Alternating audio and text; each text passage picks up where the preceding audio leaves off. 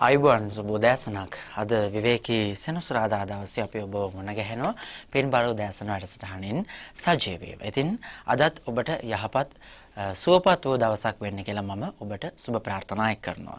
පසුගියදා ජපානයේ නව අගමැතිවරයා තෝරාපත් කර ගැනීම සිදු වුණා. ජපානයේ නව අගමැතිවරයා ලෙස යොෂිඩේ සුගා කියන මහත්මයා තෝරාපත් කරගත්ත.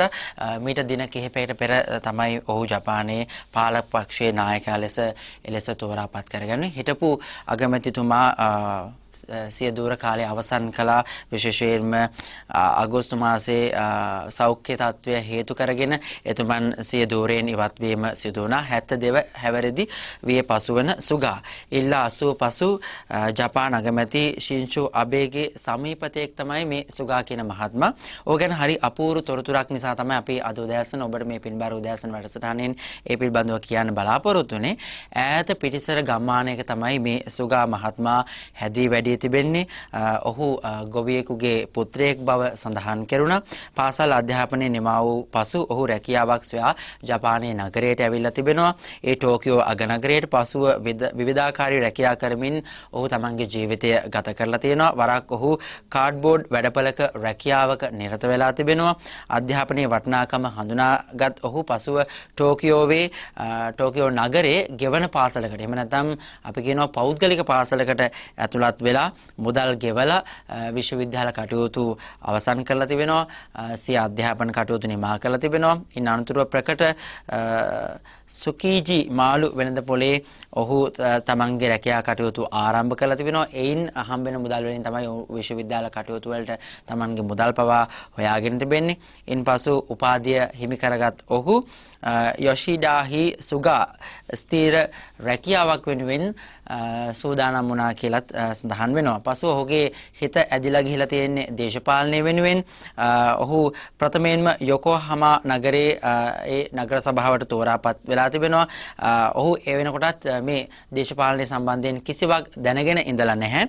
නමුත් දිනකදී නිවාස 300 බැගින් ඒ නිවාස තිබෙන 30000කට එහෙම නැත්නම් දවසකට නිවාස 300 බැගින් 30000ක් නිවාස වෙත ඔහු පයින්ම ගමන් කරමින් තමා පිළිබඳව අනිත් අයට හඳුන්වා දී තිබෙනවා. දැන් අපි දන්නවා දේශපාලන පරපුරකින් පැවතගෙන නම් තාත්තගෙන් පුතාට ඔය විදිහට ගත්තාම අපි සාමාන්‍යයෙන් දේශපාලනයේ ඔවුන්ව මුහුණ හඳුනනවා. එහෙම නැතුව පිරිසර ගම්මානයකින් මේ විදිහට ආවහම ජනතාව ඔවුන්ව හඳුනා ගන්නවා හරි අඩුයි. එහෙම නැත්නම් අපි මුදල් වේදම් කරලා ඒ දැන්වීම හරහා ඒ පිළිබඳව දැනුවත් කරන්න ඕනේ. ඉතින් ඒ සඳහාට මුදල් නොතිබූ නිසා ඔහු මුල් කාලයේ නිවාස වෙත ගමන් කරලා තමයි ඒ විදිහට තමන් පිළිබඳව හඳුන්වා දීලා තිබෙන්නේ. කොහොම වුණත් මේ විදිහට ඔහු නිවාස වෙත ගමන් කිරීමේදී සපත්තු කුට්ටම් 6ක් ගෙවුණා කියලත් විදේශ මාධ්‍ය තොරතුරු වාර්තා කරලා තිබෙනවා. බලන්න අධ්‍යාපනයේ වටිනාකම හඳුනාගත්තොත් ඒ වගේම තමන් කරන දේ හරියට කළොත් ඔබට ලෝකයේ ජයග්‍රහණය කරන්න පුළුවන් කියන කාරණාව ජපන් ජාතිකයන් මැනවින් අපට පෙන්වා දීලා තිබෙනවා මේ සමාජය තුළ. විශේෂයෙන්ම දේශපාලනය ගත්තාම අපි දකින දේශපාලනයට වඩා එහා දේශපාලනයක් ලෝකයේ තිබෙනවා කියන කාරණාවත් අපි වටහා ගන්නට ඕනේ. තමන්ගේ මුදල් පරමාර්ථයේ ඇතිව දේශපාලනයේ නියැලුනොත් අපි දන්නවා පසුගිය කාලයේ සිදුවුණු බොහෝ සිදුවීම් වලට අපට වග කියන්න සිද්ධ වෙනවා. මොකද අපි තමයි ඔවුන්ව තෝරාපත් කරගන්නේ. ඒ නිසා හරිම දේ තෝරාපත් කර ගැනීමේදී බුද්ධියට සහ හදවතට වඩා බුද්ධියට අපි වැඩි අවධානයක් යොමු කරන්න ඕනේ කියන කාරණාව අද අපි උදෑසන ඔබට පින්බර උදෑසනින් කියන්න මේ විදිහට කාලය වෙන වැඩසටහන ආරම්භ කරන්න බලාපොරොත්තු වෙනවා. අද විශේෂ මාතෘකාවක් පිළිබඳව කතිකා කරන්න අපේ ගෞරවනීය ස්වාමීන් වහන්සේලා දෙනමකටත් ඒ වගේම අපේ ඔබ දන්න තවත් පුද්ගලයෙකුටත් ආරාධනා කළා. උරුමය කියන වචනය තුළ අපිට බොහෝ අර්ථකථනයන් වෙනුවෙන් සිදු කරන්න පුළුවන්. මේ උරුමය කියන කාරණාව විවිධ අංශ ඔස්සේ අපිට කතා බහ කරන්න පුළුවන්කම ලැබෙනවා. දැන් ලේ උරුමය, ඒ වගේම දෙමව්පියන්ගෙන් ලැබෙන උරුමය, ජාති උරුමය, අපට අපේ රටේ උරුමය, ඒ වගේම බෞද්ධ අපට තිබෙන උරුමය, ඒ වගේම අපේ ඉතිහාසයෙන් අපට ලැබෙන උරුමය, ඒ වගේම අපේ මුතුන් මිත්තන්ගෙන් අපට ලැබුණු උරුමය. මේ විදිහට කතාම අපිට මේ උරුමය කියන කාරණාව බොහෝ අංශ වලින් කතා බහ කරන්න පුළුවන්කම ලැබෙනවා. ඒ කොහොම කතා කළත් අපි ශ්‍රී ලාංකිකයන් විදිහට අපිට එදා අපේ මුතුන් මිත්තන් රුහිරු හෙළලා දහඩිය වගුරවලා ගොඩනගපු ඉතිහාසයක් අපි වර්තමානයේ වෙද්දී හරි අපූර්වට අපිට කටපාඩමින් හරි පෙළගස්වලා කියන්න පුළුවන් කමක් ලැබෙනවා. දැන් පාසල අධ්‍යාපනයේ නම් අපේ පෙළ පොත්වල මේ උරුමයන් දකිනවා. රුවන්වැලි සෑය, ඒ වගේම තෝපාරාමයේ මිරසවැටිය, කුට්ටම් පොකුණ මේ ආදී විදිහට ගත්තාම අපේ රටේ මේ බෞද්ධ උරුමය පිළිබඳව බොහෝ කාරණාවන් ලිඛිතව හා අපිට දකින්න පුළුවන් කාරණාවන් ගල් ලිපි ආශ්‍රිතව අපිට දකින්න පුළුවන් කමක් ලැබෙනවා. ඒ උරුමෙන් අපි දැනගන්නවා මේ අපේ ඉතිහාසය මෙන්න මේ විදිහටයි අපේ රජවරුන් අපේ මුතුන් මිත්තන් ඒ උරුමය රැකගෙන ආවේ. ඒ උරුමය අද වර්තමාන පරපුරට දායාද කරලා තිබෙන්නේ කියන කාරණාවන් අපිට ඒ විදිහට කතා බහ කරන්න පුළුවන්. දැන් එහෙම ගනිද්දී අපි තවත් කෙනෙක් එක්ක කතා කරනකොට එහෙම නැත්නම් අපි වෙනත් ජාතියක් එක්ක කතා කරනකොට වෙනත් රටකට ගිහිල්ලා කතා කරනකොට අපි හරි අභිමානයෙන් කියන අපිට ලොකු උරුමයක් තිබෙනවා. මේ උරුමය අපි රැක ගන්නවා. අපි මේ උරුමය අපිට මුතුන් මිතන් මෙන්න මේ විදිහට දායාද කරලා තියෙන්නේ. වෙනත් රටවල් විදිහට ගත්තාම අපිට ඊට එහා ගිය සංස්කෘතියක් ඇතුළු උරුමයක් තිබෙනවා කියන කාරණාවත් අපි කතා බහ කරනවා. තවත් පස්සෙක අපිට අන්තර්ජාලය හරහා ඒ වගේම විශේෂයෙන්ම සමාජ මාධ්‍යයේ ප්‍රබල මාධ්‍යයක් බවට පත්ව තිබෙන මුහුණු පොත හරහා දකින්න පුළුවන්කම ලැබෙනවා. මේ උරුමයන් විනාශ කරමින් පවතින ආකාරය පිළිබඳව අපට තොරතුරු දකින්න පුළුවන්කම ලැබෙනවා. ප්‍රවෘත්ති විකාශයන් හරහා ඒ තොරතුරු වාර්තා වෙනවා. එහෙම නැත්නම් මේ ප්‍රවෘත්ති විකාශයන් අතරතුර තිබෙන තවත් විශේෂාංග හරහා අපිට මේ උරුමයන් විනාශ කිරීමේ කාර්යයන් දකින්න පුළුවන්කම ලැබෙනවා. එහෙමනම් මේ ශ්‍රී ලාංකීය බෞද්ධ උරුමය ඒ වගේම එහි තර්ජන අභියෝග හා අනාගතය කියන මාතෘකාව පිළිබඳව අපි කතා බහ කරන්න අද බලාපොරොත්තු වෙන්නේ. විශේෂයෙන් ඒකට හේතුවක් තිබෙනවා. මේ පිළිබඳව ශාස්ත්‍රීය සම්මන්ත්‍රණයක් පැවැත්වෙනවා මේ වර්ෂයේ සැප්තැම්බර් මාසයේ 24 වෙනිදා බ්‍රහස්පතින්දා දවසේදී උදේ 8 ඉඳලා හවස 4 දක්වා ශ්‍රී ලංකා බෞද්ධ හා පාලි විශ්වවිද්‍යාලයේ ප්‍රධාන ශ්‍රවණාගාරයේදී තමයි මේ කාර්ය සත්කාර්ය පැවැත්වෙන්නේ. ඉතින් කතිකාවකට එහා ගිය කාරණාවක් ඊට වෙන්නට ඕනේ. මොකද නැත්තම් උදෑසන 8ට මේ සම්මන්ත්‍රණයේ ඉඳගෙන හවස 4ට නැගිටලා යන ඔබට ඒ කණෙන් අහලා කණෙන් පිට කරන දෙයක් නම් එයින් එහාට අපිට ඒ පිළිබඳව කතා කරලා වැඩක් වෙන්නේ නැහැ. ඒ නිසා මේ උරුමය රැක ගන්නට නම් ඒ පිළිබඳව උනන්දුවක් දක්වන පිරිස ඒ සඳහා සහභාගී වෙලා එය අවබෝධ කරගෙන ඒ සඳහා හොඳ කැපකිරීමක් සමාජය වෙත ලබා දෙන්නට ඕනේ. ඒ අරමුණ ඇතිව තමයි අපි මේ සාකච්ඡාව ආරම්භ කරන්න බලාපොරොත්තු වෙන්නේ. අපි ගෞරවයෙන් ආරාධනා කළා මේ අවස්ථාවට වැඩම කරන්නට බෞද්ධ හා පාලි විශ්වවිද්‍යාලයේ පුරාවිද්‍යා අධ්‍යනාංශයේ අංශාධිපති ජ්‍යෙෂ්ඨ කතිකාචාර්ය පූජනීය බැරගම සද්ධානන්ද අපේ ගෞරවනීය ස්වාමීන් වහන්සේට අවසරයි අපේ හාමුදුරුවනේ.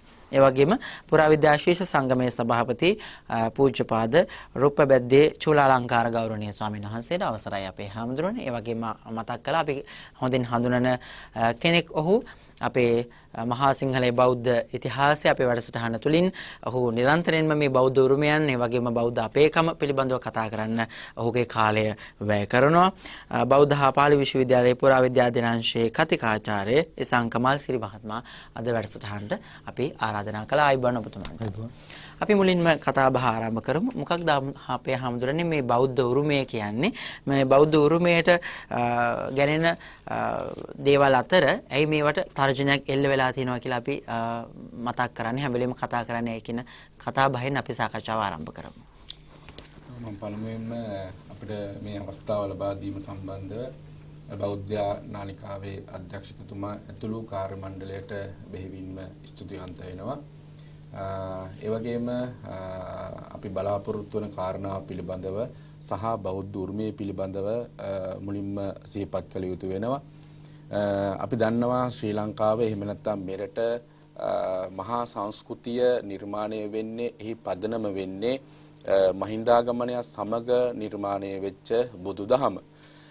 මහා සංස්කෘතිය බුදුදහමත් එක්ක සම්බන්ධ වෙච්ච මහා සංස්කෘතිය තුල තමයි ලංකාවේ අන්‍යාගම් සහ අන්‍ය ජාතීන් වලට අයත් සම්ප්‍රදායන් ඒ වගේම සංස්කෘතින් උපසංස්කෘතින් වල පදනම එහෙම නැත්නම් ආරක්ෂාව තීරණය වුණේ අපි මේ සඳහන් කරන මහා සංස්කෘතිය තුල. හැබැයි අපිට වර්තමානයේ දක්නට ලැබෙන කාරණාව තමයි මහා සංස්කෘතිය තුල අදාළ වන සංස්කෘතික සන්දර්භය විවිධ පැතිකඩ වලින් තර්ජන වලට ඒ වගේම විනාශයන් වලට ලක් වෙලා තියෙනවා. ඒකේ වැදගත්ම කාරණාව හැටියට අපිට සලකන්නට පුළුවන් ප්‍රෞಢ ඉතිහාසයකට උරුමකම් කියන ශ්‍රී ලංකාවේ මේ මහා සංස්කෘතියට අදාළ බෞද්ධ උරුමයට වර්තමානයේ වෙනකොට තර්ජන අභියෝග විශාල වශයෙන් ලක් වෙලා තියෙනවා. උදාහරණයක් හැටියට ශ්‍රී ලංකාවේ බෞද්ධ උරුම සංරක්ෂණය, ඒ වගේම බෞද්ධ උරුම කළමනාකරණය සම්බන්ධව ඇති වෙලා තිබෙන ගැටලු, ඒ වගේම තමයි ලංකාවේ සමස්ත සමාජය තුළ බෞද්ධ උරුමය සහිත ස්ථානවල උරුම සංරක්ෂණය කිරීමේදී අපට සමාජගත වෙලා තිබෙන මිත්‍යා විශ්වාස නිසා ඇති වෙලා තිබෙන ගැටලු සහ ඒ වගේම අනවබෝධය හා නොසලකිල්ල නිසා ඇති වෙලා තිබෙන ගැටලු නිසා මේ වෙනකොට ලංකාවේ බොහෝ ස්ථානවල දක්නට ලැබෙන බෞද්ධ උරුමයට සහ උරුම සන්දර්භවලට විශාල වශයෙන් හානි පමුණුලා තිබෙනවා. ඉතින් අපි කල්පනා කරා බෞද්ධ හා පාලි විශ්වවිද්‍යාලය කියලා කියන්නේ ශ්‍රී ලංකාවේ වගේම ඒ වගේම ජාතික හා ජාත්‍යන්තර වශයෙන් තේරවාදී බුදුදහමත් පාලි භාෂාව වෙනුවෙන් දැනුම නිෂ්පාදනය කරන, පෝෂණය කරන, දැනුම බෙදා හරින බෞද්ධ ආයතනයක්. ඉතින් එවැනි ආයතනයක යුතුයකම වෙන්නේ මේ වගේ අවස්ථාවන්හිදී බෞද්ධ උරුමය වෙනුවෙන් පෙනී සිටීම මම හිතනවා බෞද්ධ ආයතනයක විසින් සිද්ධ කළ යුතු කාරණාවක් හැටියට. ඉතින් ඒ අනුව තමයි අපි කල්පනා කරේ ශ්‍රී ලංකා බෞද්ධ හා පාලි විශ්වවිද්‍යාලයේ පුරාවිද්‍යා අධ්‍යයනාංශය archaeology.lk වෙබ් මාධ්‍ය ආයතනය සමග සම්බන්ධ වෙලා සැප්තැම්බර් 24 දිනය ශ්‍රී ලාංකේය බෞද්ධ උරුමේ අභියෝග හා තර්ජන සහ අනාගතයේ යන මේ ශාස්ත්‍රීය සම්මන්ත්‍රණයක් සිද්ධ කරලා අපි බලාපොරොත්තු වෙන දේ තමයි දැනට ලංකාවේ බෞද්ධ උරුමය සම්බන්ධව පැන නගී තිබෙන තර්ජන අභියෝග හඳුනා ගනිමින් ඒ වගේම එහි අනාගතයේ සුරක්ෂිතතාවය සඳහා යම්කිසි විධිමත් වැඩපිළිවෙලක් ආරම්භ කිරීමෙහි පළවන අදියර හැටියට තමයි අද අපි එකතු වෙලා ඉන්නේ සැප්තැම්බර් 24 දවසේ සිදුවෙන ක්‍රියාවලිය සම්බන්ධව පැහැදිලි කරන්න. එමය අපේ හැමදෙරනේ. ඒ වගේම මා ඔබ වහන්සේගෙන් විමසා දැන ගැනීමට සතුටුයි. දැන් මේ පැවැත්වෙන සම්මන්ත්‍රණය වෙනුවෙන් සහභාගී වෙන පිරිස මොකක්ද ඉලක්කය, මේ පිරිස සම්බන්ධ කර ගැනීමේ අරමුණ මොකක්ද කියන කාරණාව? අපි ඇත්තටම දැන් බෞද්ධ උරුමය කිව්වට පස්සේ ඇත්තටම ඉතාම සංකීර්ණ මාතෘකාවක්. ඒ වගේම එහි භාවිතාමයක ගත්තට පස්සේ විද්වතුන්, ඒ වගේම බෞද්ධ භික්ෂුන් වහන්සේලා, ඒ වගේම විෂයානු සම්බන්ධ විවිධ වෘත්තීයවේදීන්, සාමාන්‍ය ජනතාව වගේ ඉතාම සංකීර්ණ පිරිසක් එක්ක බද්ධ වෙලා තිබෙන සංස්කෘතික සාධකයක්.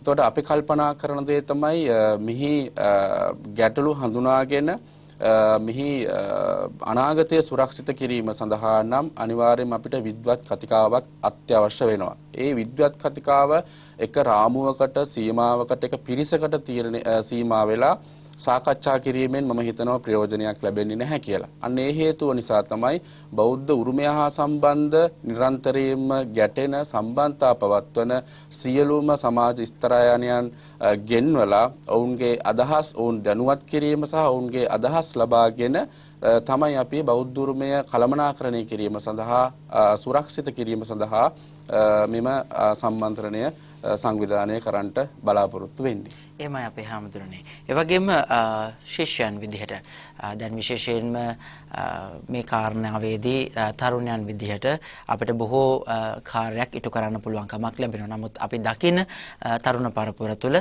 වැඩි වශයෙන් අපිට පුළුවන්කම ලැබෙනවා හඳුන්වා දෙන්න මේ අන්තර්ජාලයේ මුහුණු පොත හරහා අපි දකිනවා වැඩි උනන්දුවක් දක්වනවා. අපි මේ වනාන්තර විනාශය වෙනුවෙන් මේ දිනවල බොහෝ දෙනා තරුණ පිරිස් කතා කරනවා. මේ වගේ බෞද්ධ උරුමයන් විනාශ වෙද්දී ඒ පිළිබඳව බොහෝ දෙනා කතා බහ කළා. අපි පසුගිය කාලයේ දැක්කා මේ බෞද්ධ උරුමයන් ඩෝසර් කරපු අවස්ථාවල ඒ වෙනුවෙන් අපේ තරුණ පරපුර මේ මුහුණු පොත හරහා වැඩි විදිහට බලපෑම් එල්ල කළා පැවති රජයන්ට, පවතින රජයන්ට. ඒක කිසිම ભેදයකින් තොරව ඒ සඳහා අපි දකිනවා තරුණ පරපුර කටයුතු කරනවා. ඒ නිසාම මේ පුරාවිද්‍යා වෙනුවෙන් එහෙම නැත්නම් පුරාවිද්‍යා අධ්‍යයනාංශය සංවිධානය කරන මේ ශ්‍රී ලාංකේය බෞද්ධ උරුමය ආරක්ෂා කර ගැනීම වෙනුවෙන් වූ මේ කතිකාව වෙනුවෙන් පුරාවිද්‍යා ශීර්ෂ සංගමේ සහයෝගයේ කොයි ආකාරයෙන්ද කියන කාරණාව අපි විමසා දැන ගැනීමට සතුටුයි. එම සංගමේ සභාපති පූජනීය රූප බැද්දේ චූලාලංකාර ගෞරවනීය ස්වාමීන් වහන්සේගේ ශ්‍රී ලංකා බෞද්ධ පාලි විශ්වවිද්‍යාලයේ පුරාවිද්‍යා අධ්‍යයනාංශයේ අංශාධිපති ජ්‍යෙෂ්ඨ කතිකාචාර්ය බරගම සද්ධානන්ද හාමුදුරුවෝ, ඒ වගේම පුරාවිද්‍යා අධ්‍යනාංශයේ කතිකාචාර්ය ඉසංක මල්සිරි මහත්මයා මුලින්ම ස්තුතිවන්ත වෙනවා බෞද්ධ ආයතනයේට අපට මෙම අවස්ථාව ලබා දීම සම්බන්ධයෙන්. ඇත්තරම ශ්‍රී ලංකා බෞද්ධ පාලි විශ්වවිද්‍යාලය තුල මෙවැනි සම්මන්ත්‍රණයක් සංවිධානය කිරීම පිළිබඳව අපේ අංශාධිපති හාමුදුරුවොත් ඒ වගේම ආචාර්ය මණ්ඩලයත් ඒ වගේම පුරාධ්‍යනාංශයේ ශිෂ්‍ය සංගමේ හැටියටත් ඒ වගේම ආකියොලොජි ඩිස්ට්‍රික්කේ වෙබ් අඩවියත් අපි හැමදෙනාම එකතු වෙලා මේ සම්මන්ත්‍රණය සිද්ධ කරන්නේ රට තුල මේ වෙනකොට පවතින මාතෘකාවක් වෙලා තියෙනවා උරුමයට අභියෝගයක් හා තරජනයක් එල්ල වෙලා තියෙනවා. මේ මාතෘකාව නිසා අපි මේ සම්මන්ත්‍රණය සිද්ධ කරලා රටේ ඉන්න විද්‍යාර්ථීන් හා අනිකුත් විශ්වවිද්‍යාලවල අධ්‍යාපනය ලබන ශිෂ්‍යයන් හා මුළු මහත් සමාජයේම මේ කතිකාවත තුළින් අපි දැනුවත් කරන්න බලාපොරොත්තු වෙනවා. එතකොට ශිෂ්‍ය සංගමයක් හැටියට අපි ශ්‍රී ලංකා බෞද්ධ පාලි විශ්වවිද්‍යාලයේ අධ්‍යාපනය ලබන ශිෂ්‍යයන් හැටියට මේ සමාජයේ ජීවත් වෙන තරුණයන් හැටියට සහ භික්ෂුවක් හැටියට වල්පොල රාහුල හාමුදුරුවෝ ශ්‍රී ලංකා බෞද්ධ පාලි විශ්වවිද්‍යාලය ආරම්භ කරන්නේ මේ බුදුදහම ආරක්ෂා කරන්නත් ඒ වගේම මේක ප්‍රවර්ධනය කරන්න. එතකොට ශ්‍රජීවම අපිට බාර වෙලා තියෙනවා සහ අපිට වගකීමක් තියෙනවා මේ බෞද්ධ උරුමය රැකගන්න සහ ඒ රැකගන්න විද්වතුන්ට සහයෝගය දෙන්න. ඒ වෙලාවේදී අපිට ලොකු අවස්ථාවක් හම්බෙලා තියෙනවා ශිෂ්‍ය සංගමයේ හැටියට ශිෂ්‍යයන් හැටියට අපේ විශ්වවිද්‍යාලය තුලට මේ සම්මන්ත්‍රණය අපි ගෙනල්ලා තියෙනවා. මේ වෙනකොට සියලුම කටයුතු 24 වෙනි දිනට සම්බන්ධව සෝදානම් කරලා තියෙනවා. එතකොට අපිට විද්‍යුත් මාධ්‍ය ඔස්සේ සහ මුද්‍රිත මාධ්‍ය ඔස්සේ අසන්නට සහ දකින්නට ලැබෙනවා මේ ශ්‍රී ලංකාවේ බෞද්ධ උරුමයට මොනතරම් තර්ජනයක් ඒ වගේම අභියෝගයක් සිද්ධ වෙලා තියෙනවද කියලා. එතකොට මහත්මයා කිව්ව විදිහට අම්පාරේ අක්කරේපත්තු ප්‍රදේශයේ සාගම් මට්ටු අඩුව කියන ඒ විහාරයේ චෛත්‍යය පහුගිය කාලේ ඩෝසර් කරලා ගල් කණුත් එක්ක විනාශ කළා දැම්මා. එතකොට මේ විනාශ වෙන්නේ අපේ බෞද්ධ උරුමය. ඒ වගේම තමයි මුහුදු මහ විහාරය. එතකොට 1967 ගැසට් පත්‍රයෙන් අක්කර 700ක ප්‍රමාණයක් මේ මුහුදු මහ විහාරයට හිමි වෙනවා. හැබැයි මේ වෙනකොට ඒ අක්කර 700න් අක්කර 3යි ඉතුරු වෙලා තියෙන්නේ. එතකොට අක්කර 697ක්ම මේ වෙන විට විහාරෙන් ගිලිහිලා තියෙනවා. එතකොට මේ තමයි අපේ උරුමයට එල්ල වෙලා තියෙන තරජන. ඒ වගේම එක් අවස්ථාවකදී කියනවා දලදා මාලිගාව ඉස්සරහා රාත්‍රී වෙළඳ සංකීර්ණයක් හදන්න ඕනේ කියලා. එතකොට අපේ මුදුන් මල්කඩ වෙන සහ අපි පූජනීයත්වයෙන් සලකන දලදා වහන්සේ ඉදිරිපිට මේ වගේ කඩපේලියක් සහ ඒ වගේ ආපන ශාලාවක් හදන්න අදහස් දැක්වීම හා ඒව අනුමත කරන්න මේ වුණට සමාජය සහ බොහෝ පිරිස් කටයුතු කරලා තියෙනවා. එතකොට ඒ ගැටලු සාධක ඔස්සේ ඒව හඳුනාගෙන අපි ශිෂ්‍ය සංගමයේ හැටියට අපේ අංශාධිපති හාමුදුරන්ටත් ඒ වගේම ආචාර්ය මණ්ඩලයට පුරාවිද්‍යා අධ්‍යනාංශයේ මේ සම්මන්ත්‍රණය සාර්ථක කරගන්න අපි හැමදෙනාම බේනකොට සහයෝගය දෙමින් තියෙනවා. ඒ වගේම සියලු දේ සූදානම් කරලා අපි තියෙනවා. එමය අපේ හාමුදුරනේ අපි අවධානය යොමු වේවා කියලා ප්‍රාර්ථනා කරනවා අපේ ගරු ජනාධිපතිතුමන්ගේ. එතුමන්ට ලොකු දැක්මක් තිබෙනවා රට මේ කියන උරුමයන් රැක ගැනීම ඒ වගේම මේ වනාන්තර විනාශයන් මේ කියන කාරණාවන් තුළදී ඒ වගේම අපේ රටේ සංවර්ධනය වෙනුවෙන් එතුමන්ට ලොකු දැක්මක් තිබෙනවා.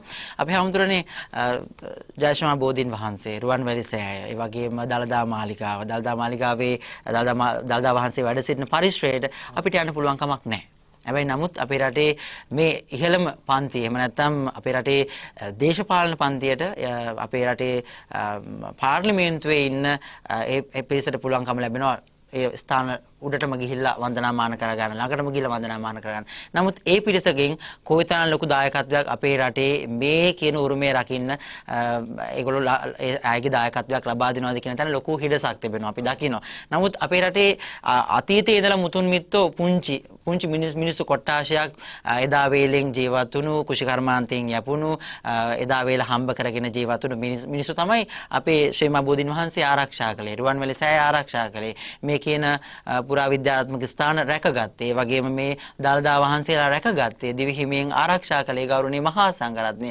මම හිතන්නේ ඔබ වහන්සේලාටත් පුළුවන් කමක් නැහැ මේ විදිහට දළදා වහන්සේ අභියසනම ගිහිල්ලා එක මොහොතක ඉල්ලීමක් කළොත් වන්දනාමාන කරන්න. නමුත් අපේ රටේ ඉන්න දේශපාලන පක්ෂ වලට පුළුවන්කම ලැබෙනවා ඒ ස්ථාන වලට ගිහිල්ලා වන්දනාමාන කරගන්න. ඉතින් අපි හිතනවා ගරු ජනාධිපතිතුමාගේ අවධානය යොමු වෙලා මම හිතනවා මේ කියන බෞද්ධ උරුමය රැක ගැනීමට වර්තමානයේ තුල තෝරාපත් කරගත්ත දේශපාලනඥයින් යොමු කරනවා නම් ඕන් කටයුතු කරනවා නම් මම හිතනවා අපේ රටේ මේ තර්ජන කියන දේවල් මේ කතිකාවන් වඩා වැඩි අවධානයකින් කතා කරන්න ඕන මාතෘකා නෙවෙයි අපි බෞද්ධ උරුමය රැක ගන්න. මොකද අපි හැමදෙනාම වැඩි පිරිසක් බෞද්ධයෝ නිසා.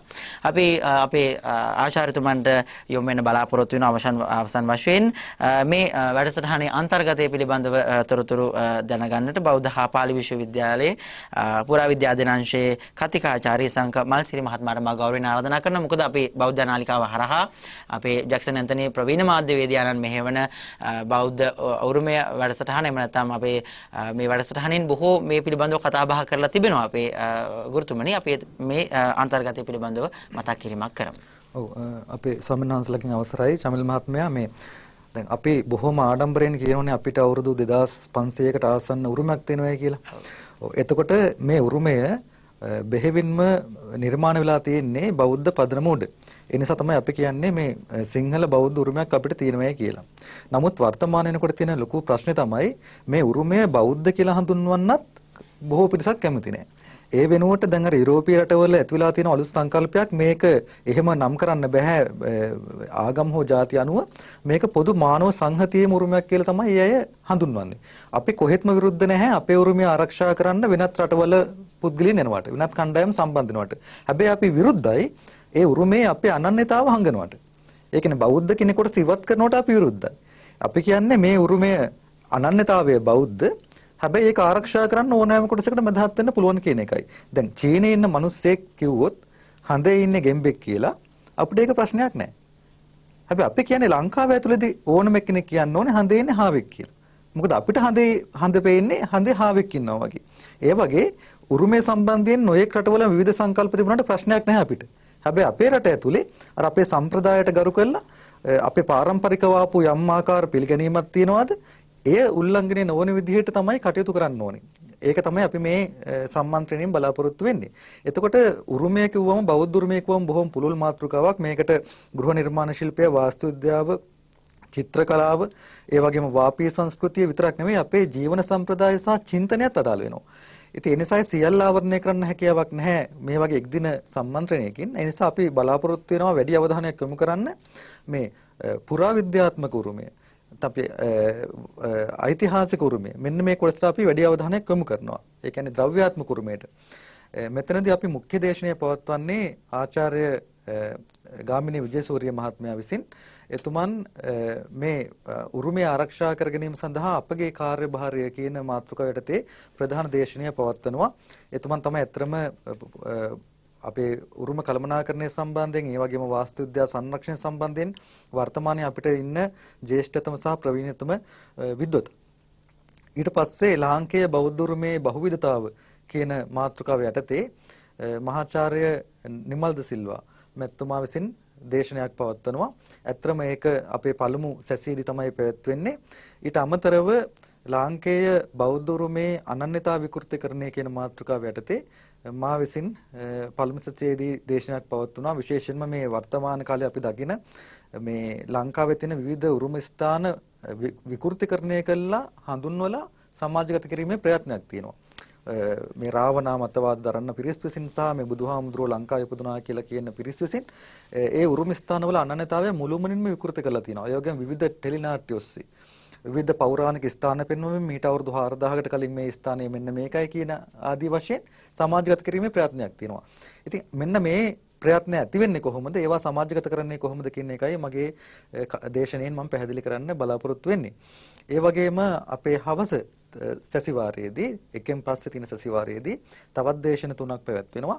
එතනදී අපි බලාපොරොත්තු වෙනවා පුරාවිද්‍යා උරුම විනාශය නැත්නම් ලාංකේය බෞද්ධ උරුම විනාශයේ විවිධ පැතිකඩ පිළිබඳ දේශනයක් පවත්වන්නේ. ඒ දේශනය පවත්වන්නේ අපේ අංශාධිපති බැරගම සද්ධානන්ද ස්වාමීන් වහන්සේත් ඒ වගේම පුරාවිද්‍යා දෙපාර්තමේන්තුවේ ගවේෂණ අංශයේ නිලධාරී ටීම්.සී. බණ්ඩාර කියන මහත්මයාත් විසින් ඊට අමතරව චමිල් මහත්මයා අපේ ලාංකේය බෞද්ධ උරුමය බිහිවීම සඳහා මහා විහාර සම්ප්‍රදාය විශේෂ දායකත්වයක් දක්වලා තියෙනවා. ඒ වගේ මේවා ආරක්ෂා කිරීම, නඩත්තු කිරීම සහ පවත්වා ගැනීම සඳහා මහා විහාර භික්ෂුන් වහන්සේලා විසින් විශේෂ කැපකිරීමක් කරලා තිනවා ඉතිහාසයේ පුරා. නොයේ තර්ජන, අභියෝග, කුමන්ත්‍රණ මැද්දේ. ඉතින් ඒ නිසා ලාංකේය බෞද්ධ උරුමයේ ප්‍රභවයට සහ එහි පැවැත්මට මහා විහාර මැදහත් වීම කොහොමද? මහා විහාර දැක්ම මොකක්ද කියන එක ගැන විශේෂ දේශනයක් ජ්‍යෙෂ්ඨ කතිකාචාර්ය සුමේද වීරවර්ධන මහත්මයා විසින් පවත්වනවා. ඒත් හවස් සැසිවාරයේදී ඊට අමතරව අපේ උරුමය ආරක්ෂා කර ගැනීම සඳහා අපිට ඉදිරියේදී මොන වගේ ප්‍රවේශයකට යොමු වෙන්න පුළුවන්ද කියන එක පදනම් කරලා ලාංකේය බෞද්ධ උරුමය ආරක්ෂණය පිණිස ජාතිකවාදී දැක්මක් කියන මාතෘකාව යටතේ රජරට විශ්වවිද්‍යාලයේ ජ්‍යෙෂ්ඨ කතිකාචාර්ය චන්දිම අඹන්වල මහත්මයා විසින් දේශනයක් පවත්වනවා. මෙන්න මේ කියන මාතෘකාව ඔස්සේ තමයි අපේ සම්මන්ත්‍රණය පැවැත්වෙන්නේ. එතකොට මෙතෙන්දී අපි මූලික වශයෙන් අපිට දැනට ඇතිලා තියෙන විවිධාකාරයේ ගැටලු, ඒ ගැටලු ඇතිවීමේ පදනම වගේම ඒ ඔස්සේ අපි අනාගතයේදී මොන වගේ ක්‍රමවේදයක් කරා විතන්වේ හේතුව තිබෙනවාද කියන එකත් සාකච්ඡා කරන්න බලාපොරොත්තු වෙනවා. හේතුව තමයි අපිට ප්‍රෞಢ උරුමයක් තියෙනවා කියලා ආඩම්බර වෙන්න පුළුවන්. හැබැයි එහෙම ආඩම්බර වෙන්න කිසිම කෙනෙකුට අයිතියක් නැහැ. ඒ උරුමය ආරක්ෂා කරන්න දායකත්වයක් දක්වන්නේ නැතුව. අපේ මුතුන් මිත්තෝ සෑහෙන කැපකිරීමක් කළායි අපිට මේක දායාද කරලා දුන්නේ. එතකොට වර්තමානයක් කියන විදිහට අපේ වගකීම තමයි ඒ උරුමය පිළිබඳ ආඩම්බර වීම වගේම ඒක ආරක්ෂා කිරීම. ඇයි? ඒ උරුමයේ නියම අයිතිකාරයෝ වෙන්නේ ඒ උරුමයේ ගොඩනැගු මුතුන් මිත්තන් සහ අනාගත පරම්පරාව. අපි ඒ උරුමයේ අයිතිකාරයෝ නෙවෙයි. අපි ඒ උරුමයේ බාරකාරයෝ. ඒ නිසා බාරකාරයන්ගේ වගකීම තමයි Tamanට ලැබිච්ච දායාදය හොඳින් ආරක්ෂා කරලා හානිදායක නොවන තත්වයක් යටතේ අනාගත පරම්පරාවට බාර දෙන එක. ඉතින් ඒ වගකීම ඉෂ්ට කිරීමටයි බෞද්ධ පාලි විශ්වවිද්‍යාලයේ පුරාවිද්‍යාධ්‍යංශය කටයුතු කරන්නේ. අවාසනාවකට වගේ අපිට පේනවා මේ ඇතිලා තියෙන නොයෙකුත් තර්ජන පිළිබඳව ලංකාවේ ප්‍රකට උගතුන්, වගකිය යුතු උගතුන්, බුද්ධිමතුන්, වගකිය යුතු විශ්වවිද්‍යාලවල ඉතිහාස අධ්‍යයනංශ සහ පුරාවිද්‍යාධ්‍යංශ මේවා නිහඬයි. ඉතින් ඒක නෙවෙයි විද්වතුන් කාර්යභාරය. ගැටලුවක් තියෙනකොට ඒ ගැටලුවක් නැහැව කියලා පෙන්නලා නිශ්ශබ්ද වෙඳිව නෙවෙයි. උගත්කම කියලා කියන්නේ ඒ වගේම විද්වත් භාවය කියලා කියන්නේ මේ වගේ තර්ජන හමුවේ නිහඬ වෙඳීම නෙවෙයි. ඒවට සක්‍රියව මැදහත් වෙලා මේ තියෙන தત્ත්වය පැහැදිලි කරලා දීලා අර අපේ බහුතර සමාජය දැනුම්මත් කිරීම. මොකද ඒ බහුතර සමාජයේ ඉන්නේ පරිශ්‍රකයන්ගේ මට්ටමේ නෙවෙයි. ඒ බොහොම ශ්‍රද්ධාවන්ත භක්තිවන්ත මිනිස්සු. ඉතින් ඒ මිනිස්සු බොහොම ලේසියෙන් සමහරලාවට ගොදුරු කරගන්න පුළුවන් තවත් පිරිසකට. මෙන්න මේ අවධානය තේරුම් අරගෙන ඊට යම් හෝ මැදහත් වීමක් කරන්න පුළුවන් නම් අපේ උත්සාහය ඒකයි. ඒ වෙනුවෙන් තමයි අපේ සම්මන්ත්‍රණයේ සම්පූර්ණ අන්තර්ගතය සකස් කරලා තියෙන්නේ. මේක ආරම්භයක් විතරයි. අපි සෑම වසරකම මේ සම්මන්ත්‍රණයේ ඉදිරි පියවරක් පවත්වන්න අපේක්ෂාවෙන් ඉන්නවා. එදා මිහිඳු මහරහතන් වහන්සේ සිරි ලක්දිවට වැඩම කරපු මොහොතේදී තිස්ස රජතුමාට සඳහන් කළා ඔබ මේ රටේ අයිතිකරුවා නොවේ බාරකරුවා පමණයි කියලා. නමුත් ඒකට එහා ගිය අයිතිකාරත්වයක් අපේ රටේ මේ කියන පිරිස හොබවද්දී කොහොමද අපේ රටේ මේ උරුමය අපි රැකගන්නේ? දැන් හොඳම උදාහරණයක් මම ජීවත් වෙන්නේ අතුල්කෝට ප්‍රදේශයේ නැත්නම් අලකේශ්වර පාර කියලා අපි හඳුන්වනවා. ඉතින් අලකේශ්වර සෙම්පතියා ගොඩනැගූ මාලිගාව තිබෙන්නේ ඒ ප්‍රදේශයේ කියලා නටබුන් තිබෙනවා. නමුත් අපි දකිනවා දැන් පසුගිය කාලේ නැත්නම් පසුගිය අවුරුදු 5කට විතර කලින් මේ මාර්ගය අලුතින් කාපට් කරලා ඒ කාපට් එකේ ත්‍රිකෝණාකාරව හැඩ කපලා උළු වලින් නිර්මාණය කළා මේ පුරාවිද්‍යා ස්ථානයට ගමන් කරන මාර්ගයයි කියලා.